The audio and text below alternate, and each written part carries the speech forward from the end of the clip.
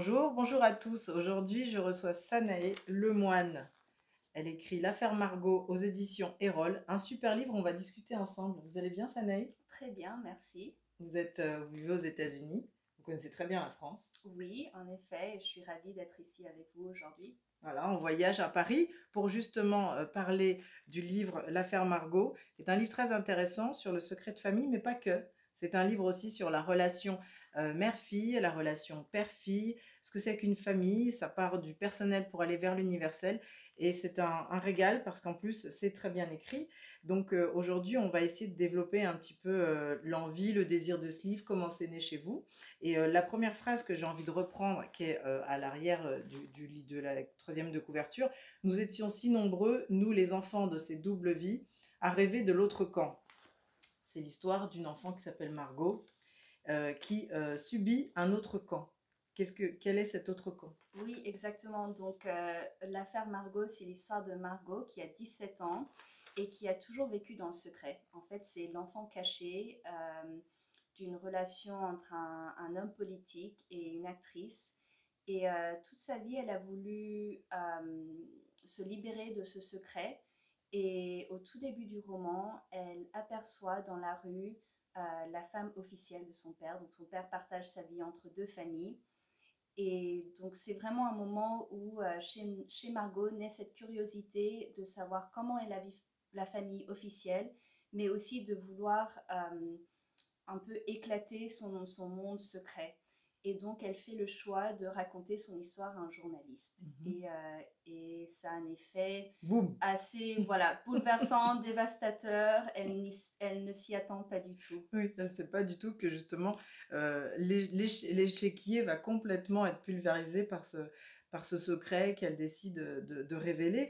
Elle croise justement la dame, Madame Le Pierre, donc cette femme autre de cette autre famille, de cet autre camp, dans un parc et elle a le sentiment qu'elle est douce, qu'elle a quelque chose de mieux que ce qu'elle vit. Elle a une maman qu'elle appelle Anouk, d'ailleurs elle l'appelle par son prénom. Oui, Pourquoi elle oui, l'appelle par son prénom? oui. Donc Margot a une relation compliquée, Mmh, conflictuelle avec sa mère, mmh, qu'elle appelle donc Anouk et pas maman. mmh, Et elle a toujours ressenti de la distance envers sa mère, enfin l'impression que sa mère est distante avec elle.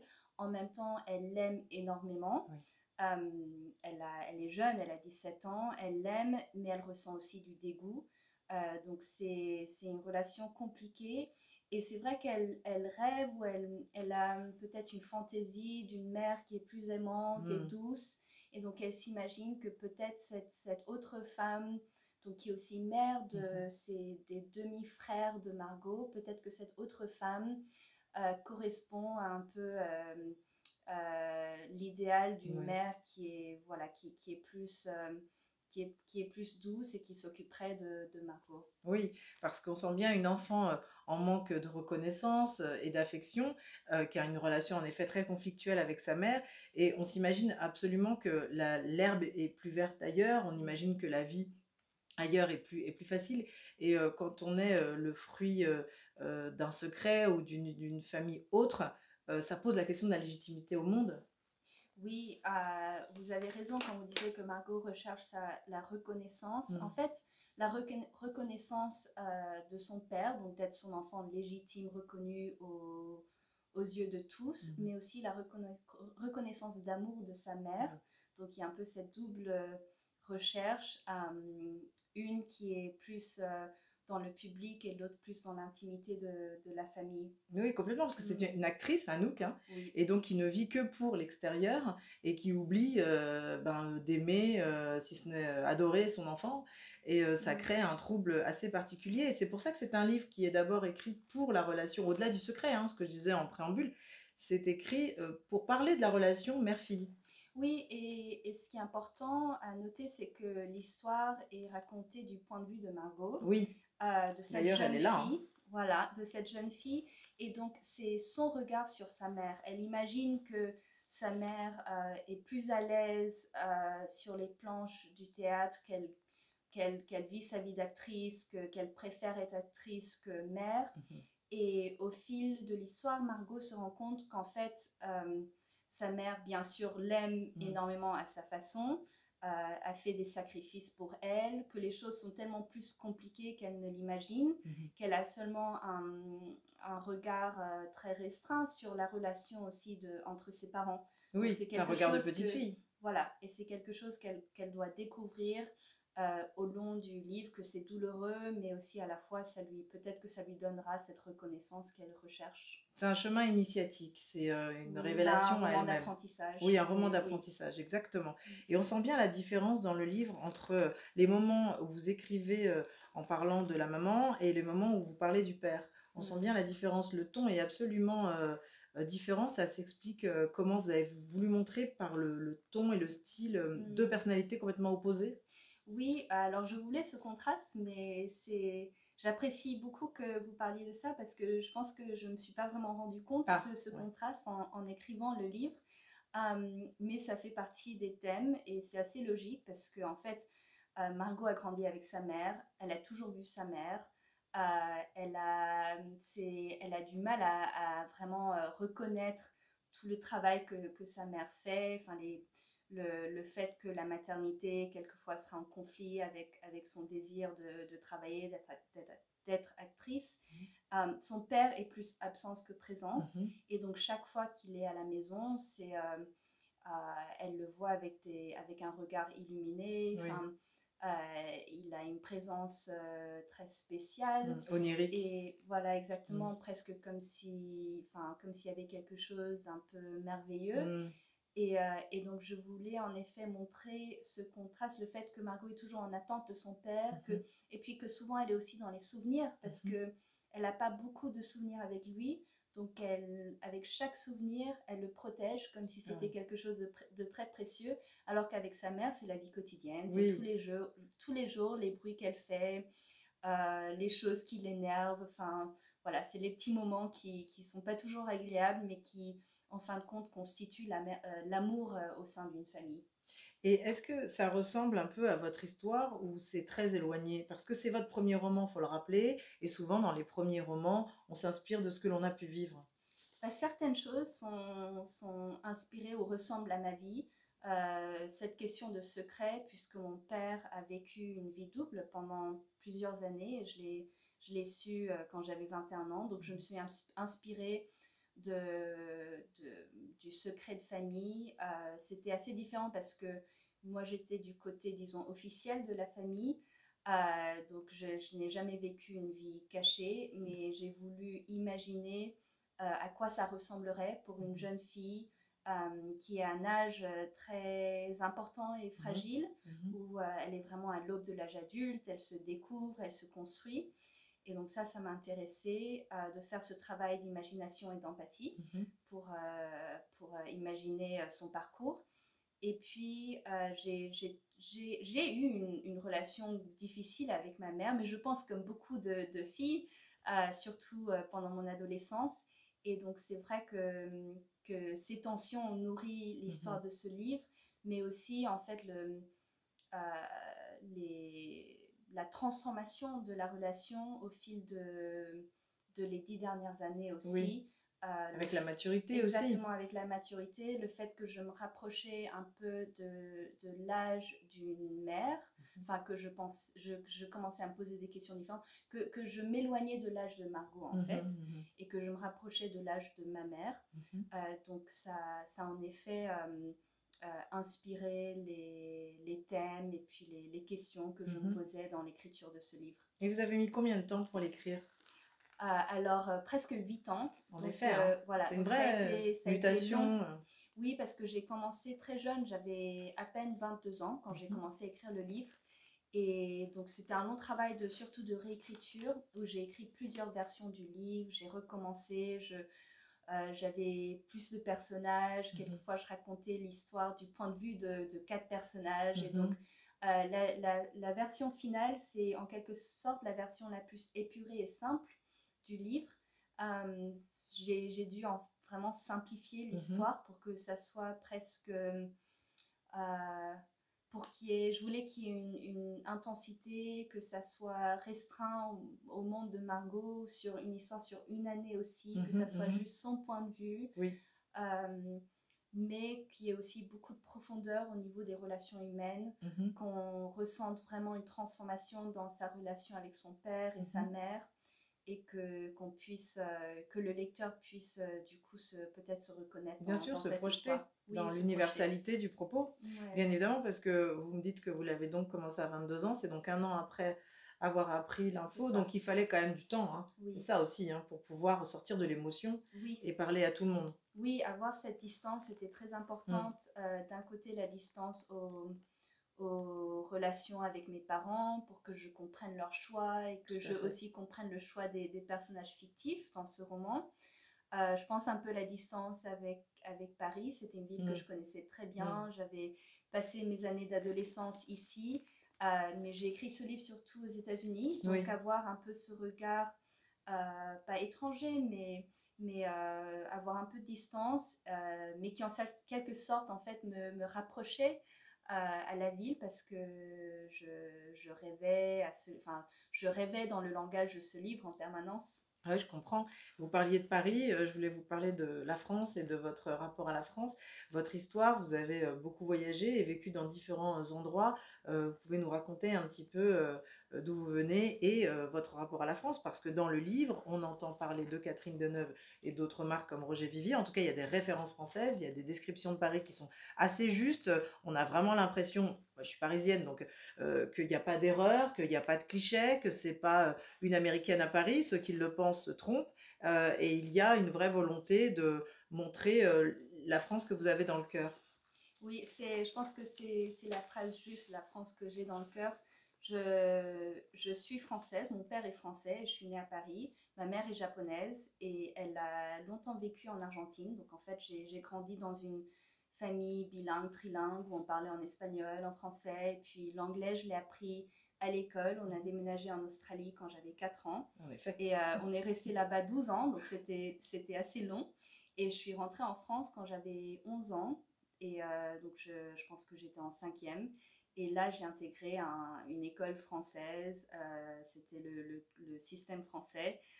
Et j'ai passé mon bac ici. Mhm. Et quand j'ai commencé à écrire ce livre, donc j'habitais déjà aux États-Unis, j'ai fait mes études universitaires là-bas. Mhm. Mais la ville que je connaissais le mieux, c'était Paris. Et Mhm. puis la culture aussi que je connaissais le mieux, où je me sentais la plus proche, c'était la France, Mhm. la culture française, même si on avait tout ce mélange à la maison. Et donc pour moi, c'était un choix évident au début. J'ai même pas réfléchi au choix de. Je me suis pas dit je vais écrire un livre sur la France ou qui se Mhm. passe en France. J'ai pensé au tout début que j'allais vraiment écrire une histoire de famille Oui, et avec ce secret. Et puis ça me semblait logique que ça se passe à à Paris Paris. où ma famille vivait encore et mes parents ont depuis déménagé, mais à l'époque ils Mhm. étaient à Paris. Euh, mais il y a eu cette question qui s'est posée au fil de l'écriture. J'ai écrit un livre en anglais. Mhm. Je suis plus à l'aise en anglais Oui. parce que j'ai fait beaucoup d'études en Australie, aux États-Unis. Et j'ai appris à écrire en anglais même avant de vraiment l'apprendre en français. Euh, et j'écrivais un livre pour des lecteurs anglophones aussi. Mhm. Donc, je voulais que les lecteurs aient le sentiment d'être vraiment transportés dans la ville de Paris, sans Mhm. les clichés, mais qu'ils puissent se reconnaître, qu'il y ait les odeurs, les Oui. sensations. Donc, c'est vrai que Paris est très présente dans l'histoire, du coup, Mhm. peut-être Mhm. plus que, voilà, s'il n'y avait pas ce choix. Mhm. Mais je voulais aussi un livre qui pourrait être très accessible et qui Mhm. pourrait plaire aux lecteurs français parce Oui. que j'espérais qu'un jour il serait traduit et qu'il Ouais. pourrait aussi avoir une vie ici en France. Et c'est le cas. Donc Ouais, c'est super. bah, c'est une chance. Mais Ouais. oui, oui, c'est super. Et puis c'est mérité parce que vraiment c'est très bien écrit. Je voulais vous parler aussi de votre style. J'ai vraiment eu l'impression en le lisant que je parfois regardais un film comme s'il y avait une écriture scénaristique. Est-ce Mm, que le scénario c'est quelque chose qui vous attire ou quand vous écrivez, comment est-ce que vous pensez votre écriture, mm. votre rapport aux mots? Oui, déjà j'adore le cinéma, je Mm. regarde beaucoup de films, Mhm. j'aime beaucoup le cinéma français aussi, donc il y a des références dans le Oui, livre, il y en a. Mm. voilà.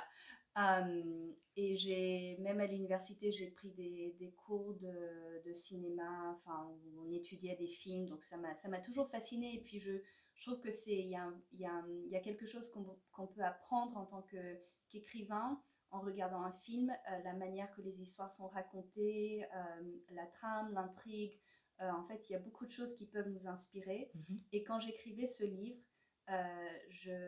c'était une écriture très visuelle, donc Mhm. même dans mon imagination, je voyais les scènes, les personnages, presque comme si c'était un film Mhm.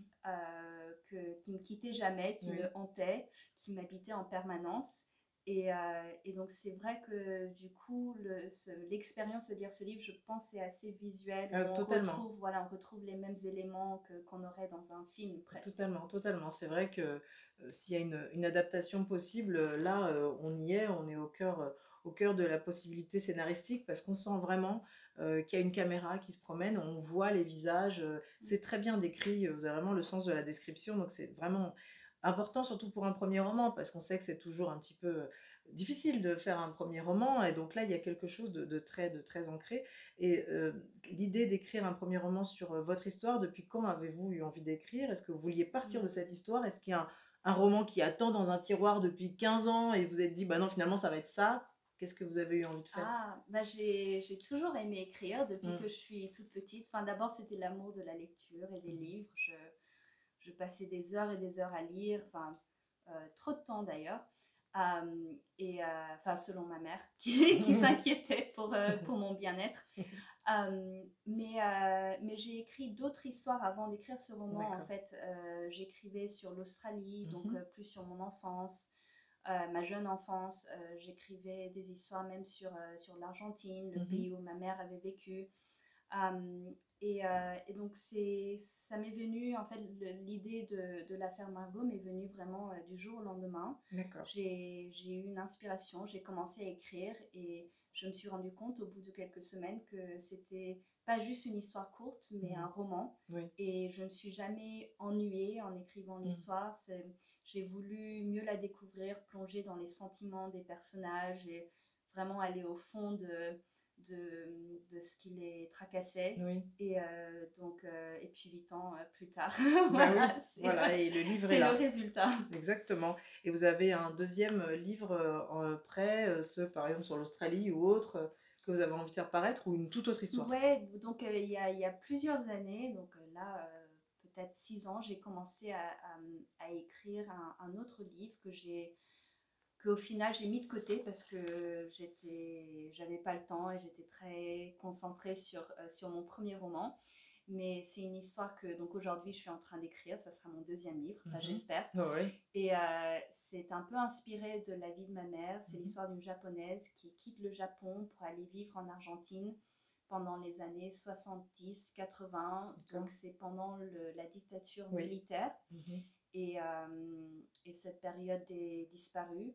Et ce qui m'intéresse beaucoup, c'est la question d'identité Mhm. quand on appartient à deux cultures très différentes et Mhm. comment on se construit au sein des relations, au sein d'un mariage, par exemple, ou des amitiés. Je suis toujours très intéressée par les amitiés entre femmes, Mhm. qu'on retrouve dans ce premier Mm. roman d'ailleurs.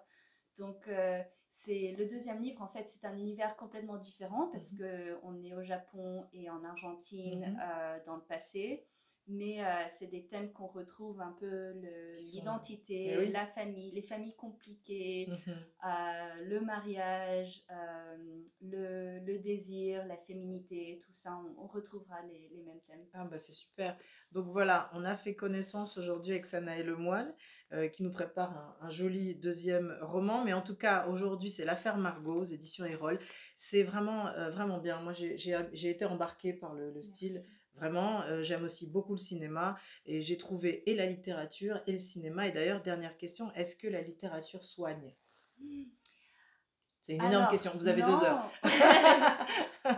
Bah, au final, oui. Enfin, d'un côté, écrire, c'est quand j'écris, je suis vraiment dans la découverte. Ça me permet d'essayer de répondre à des questions dont je ne connais pas la réponse, en fait. Donc, je me lance un peu dans l'inconnu, la découverte, et j'utilise l'écriture en tant qu'outil de Mm. découverte. Donc, il faut un peu se laisser aller, se soumettre à l'inconnu. Mm. Euh, et, euh, et en ce qui en est de soigner les blessures, Pour ce livre, oui, donc c'est une histoire très personnelle qui a un rapport avec ma famille, avec Mhm. mes parents. Et je ne savais pas comment ça allait se passer lorsqu'il lirait le livre. Oui. Et au final, je pense que la lecture du livre nous a permis, et la publication du livre, et toutes les conversations en fait qu'on a eues autour du livre, Mhm. nous ont permis de parler de choses qui étaient vraiment enfouies ou peut-être un Ah, peu tabous. Enfin, dans ma famille, on n'est pas vraiment dans la communication des oui, choses émotionnelles. On est plutôt dans le non-dit. Ce livre, c'était un peu mon âme que je oui. présentais à ma famille. De mon côté, j'ai l'impression que même si tout n'est pas parfait, voilà, Hmm. on aura toujours des difficultés, Bien comme toutes sûr. les familles, mais j'ai l'impression qu'on a pu mieux communiquer, se dire des choses au final qui sont presque des déclarations d'amour à notre façon. C'est l'objet de la réconciliation et de la communication. Donc, Voilà. et en même temps, ça parle à tout le monde. C'est votre histoire, mais je répète, c'est assez universel. Et donc, je suis vraiment ravie de cette conversation avec vous aujourd'hui sur la Ruche Média. Et on peut vous retrouver dans toutes les librairies parce qu'elles sont ouvertes, heureusement, même en Oui, période de on a de la confinement. chance. Voilà, oui, tout à fait. Donc, à très bientôt sur la Ruche et à très bientôt, Sanaï. Merci Ravie. beaucoup, Yasmina. Merci.